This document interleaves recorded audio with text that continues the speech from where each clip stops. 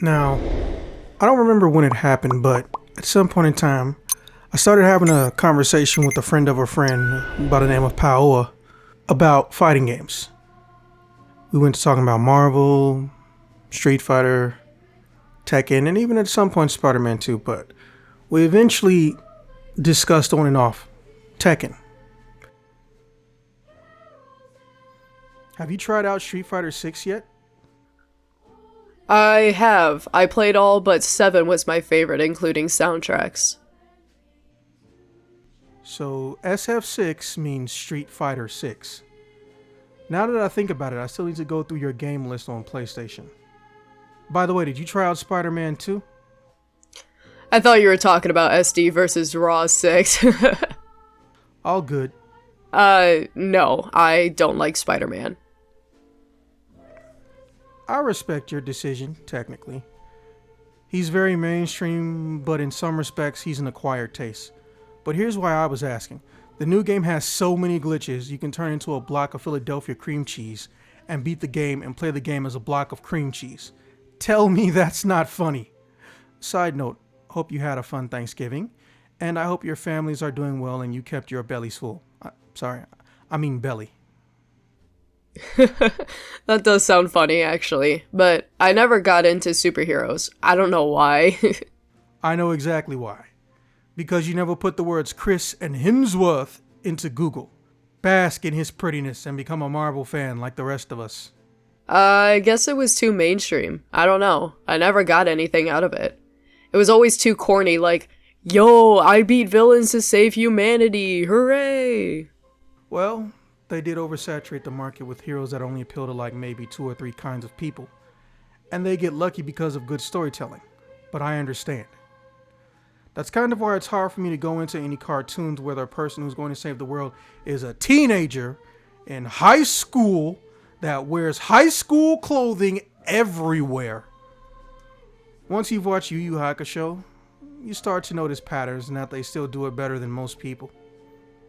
Tekken 8 has a simple combat mode though, so it might actually be my first Tekken game that I played by choice. Please don't kick my ass too hard, it's very fragile and tiny. Side note, I'm going back to the arcade shop that's adults only. Did you and your crew want to go? Which arcade? Don't beat me too hard in Tekken 8. You know, I found this new trailer. She's scary, but she looks like she controls easily. Damn!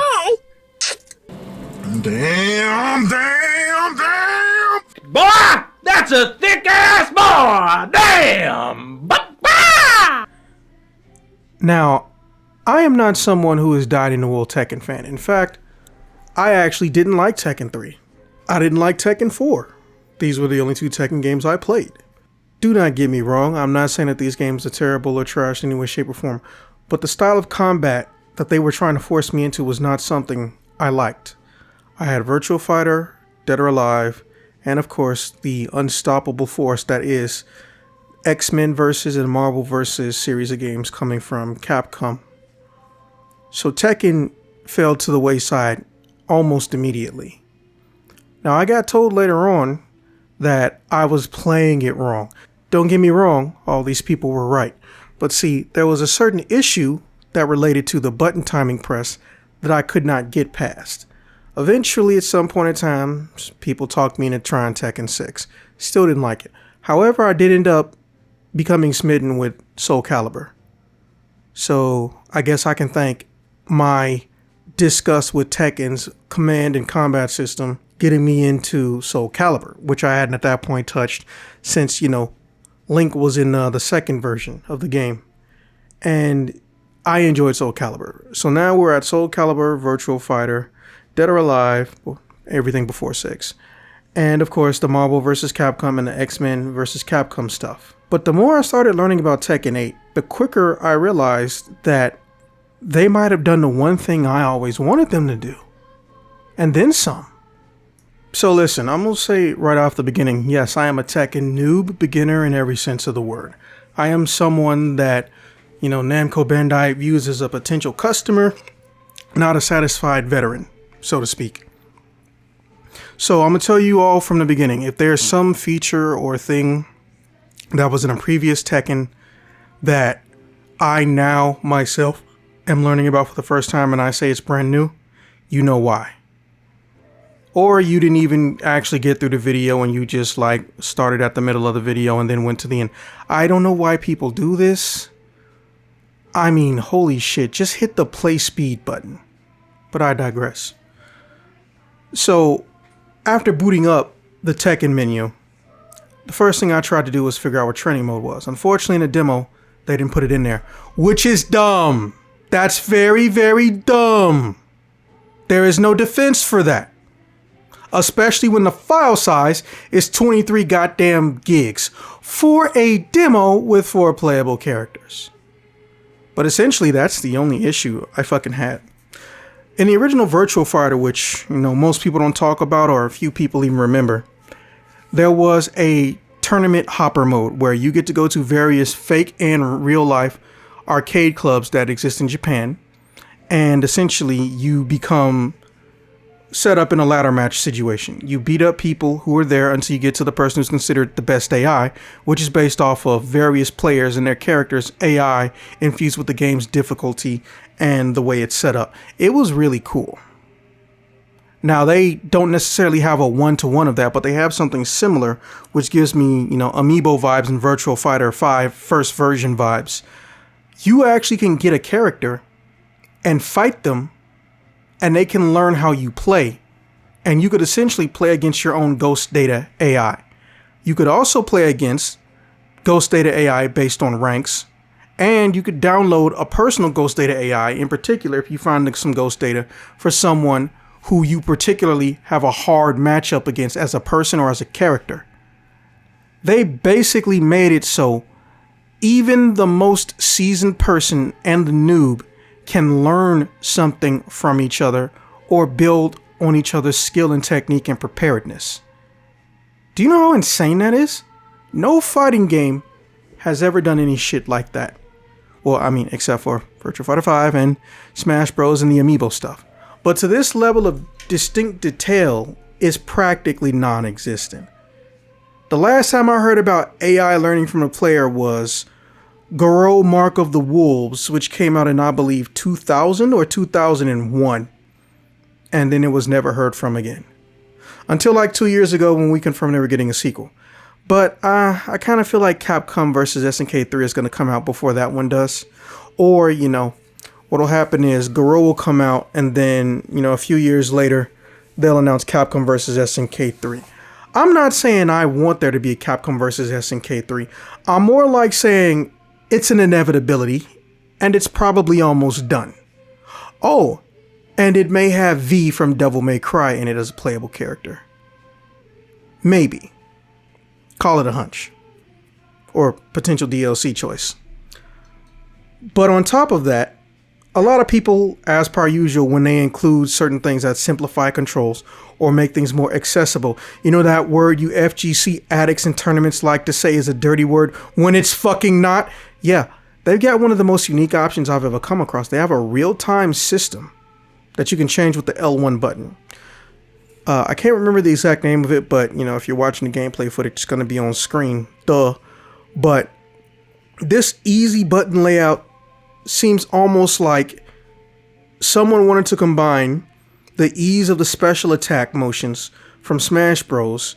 With Dead or Alive, but simplified.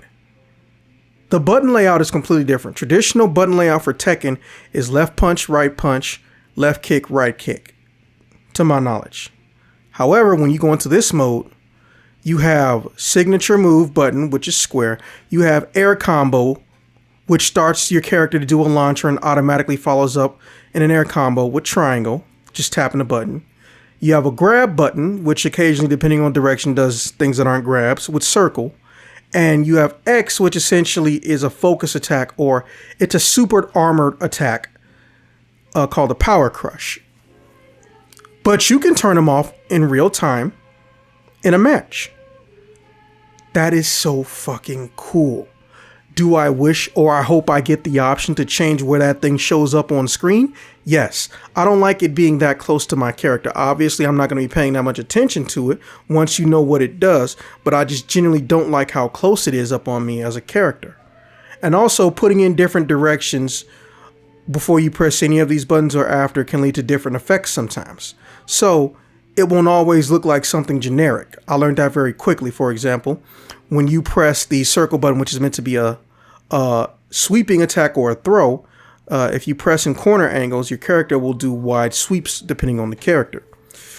However, subject to change, this is a demo, but seeing as how the shit comes out on the 26th, is it really going to change that much from what we're playing right now?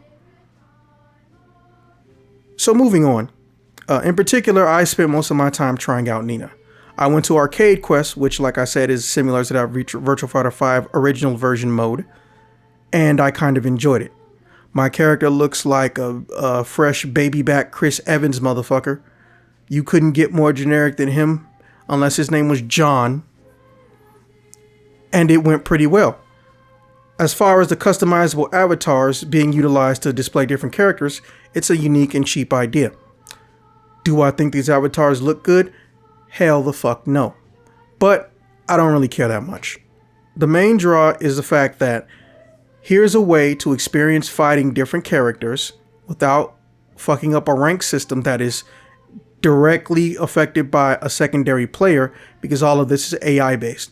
And also, as stated, going through this mode is actually how you get to the previously mentioned ghost mode, which I enjoyed.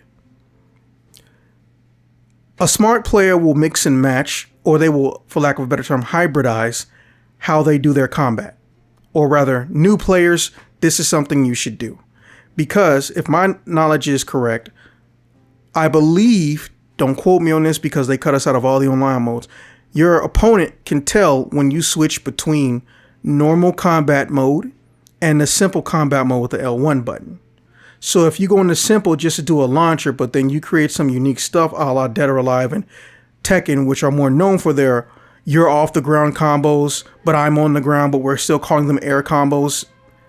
That's how you know you got someone who is learning the system. They're playing the game, at least in my opinion, how it's meant to be played. Now, obviously you're going to get some naysayers. As previously mentioned, the FGC thinks that anything that makes people get a simplified experience shouldn't be there. To which I, Max, the developers, people who have common sense, and new players say, did anybody ask you, motherfucker? Did anybody ask you? Shut the fuck up. It's a video game. You play it your way. I play it my way. You don't want to play with someone who turns that stuff on? Disconnect. Or see if there's an option to go into I can only play with people on rank who don't use this. Or if there's no way to turn it off, just don't buy the game.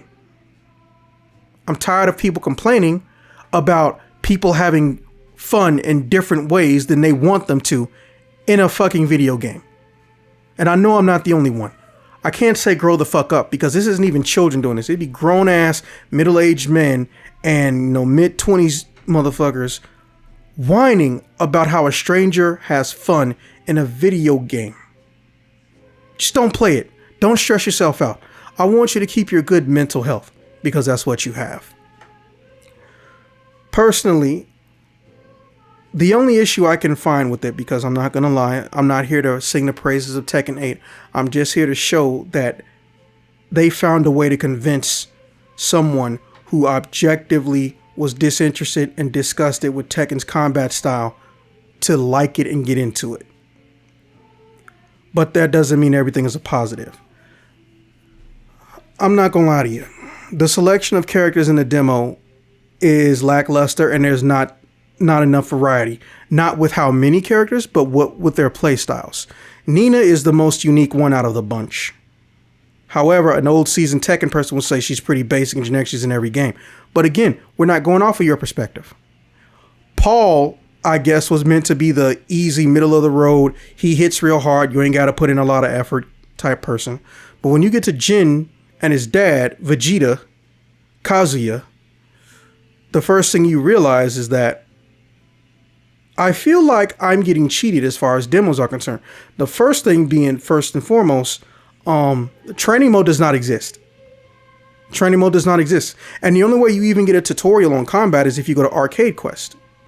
But it does not tell you that that's where you have to go. Is that bad? If they don't change it for the final release version, yes.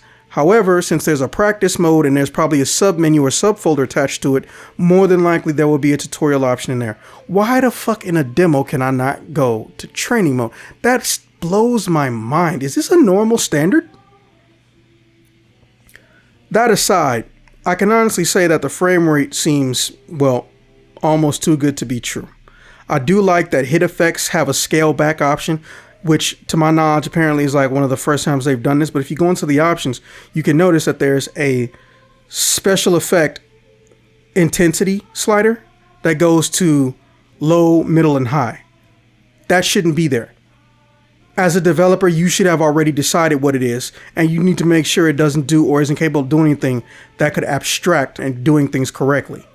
Personally, I think I might keep mine on medium. I'll put it on high for the footage, but I might put it on medium. I don't understand what the purpose of that was. Maybe there are some people get motion sickness? I've never seen an intensity graphic slider option in a video game.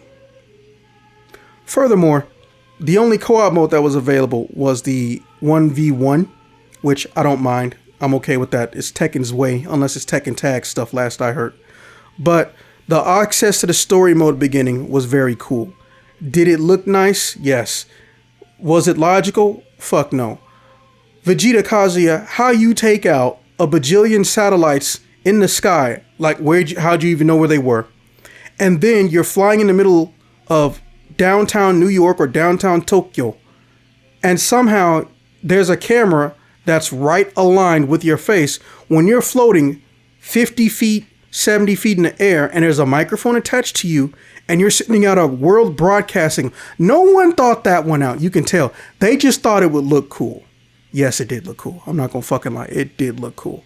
But the issue remains that that is a logical fallacy, and it ruins my suspension of disbelief. The combat and the way the characters control, the fact that they went out of their way to provide a multitude of play options that you can switch on to keep your opponent guessing, and the fact that they are going out of their way to truly do the one thing that Street Fighter 4, Street Fighter 5, and really a lot of other fighting games, maybe short of Soul Calibur and Smash Bros. I won't really give it to Smash Bros. Was Soul Calibur and maybe to some extent Virtual Fighter. Maybe, depending on who you ask and what version you have. The fact that they made this so new player friendly is something I can respect. And for the first time in my life, when those screens show up in the middle of a demo that says, hey, do you want to buy this game? You want to get a bigger hit? I actually have to sit there and contemplate, do I want to get this game? Dead or Alive 6 failed to live up to financial and player perceptions because they decided to betray us in Dead or Alive 6, and they ruined the chance of cooperative play because apparently the idiots think that only their online data matters, not realizing that many people will play a fighting game or any video game offline, and that it's so much fun when you can play with other people on a team. I'm glad a lot of games are starting to turn around and realize that. Guilty Gear's doing it. Dead or Alive basically pioneered it and then stopped. Smash Bros. Been doing it since day one. Well, on some level. The story mode in Street Fighter as well, but that's not the same thing. So, to the creators of Tekken, or really just Tekken 8 in particular, I want to congratulate you on potentially getting someone who was adamantly opposed to your fighting game to play it, and I will probably spend more than 100 hours in it. And I look forward to seeing you be as player friendly as you think you should be and going beyond what most people have done with their fighting games. And I can't wait to see the guest characters if you do that again. Because, well, I'll actually be playing this game. Any chance maybe we can get Tifa Lockhart, please? Please? So yeah, with that being said, I look forward to trying out Tekken. I can't promise you there's going to be dedicated, obsessive Tekken videos. But at a bare minimum, I will try to gauge where the interest is, and I will play it in my spare time. And I will have background footage going forward in 2024 that is from Tekken 8, probably in 4K. So yeah, I'll see you guys in next time in the 2 centile. Peace.